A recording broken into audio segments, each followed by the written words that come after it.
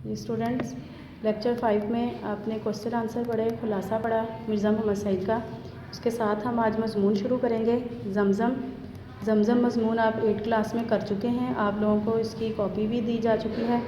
अगर आपके पास वो सेव है तो उसे ही निकालें और याद करें। मैं पूरा आपके लिए रीड नहीं करूँगी क्योंकि आपको ये पहले पढ़ाया जा चुका है।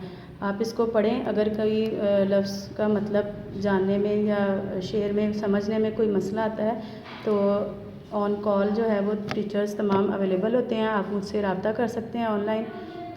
ज़मज़म मज़मून है ये, इसको आप पढ़ें, याद करें।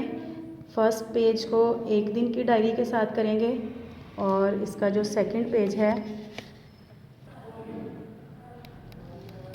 पेज आपके सामने खुला हुआ है।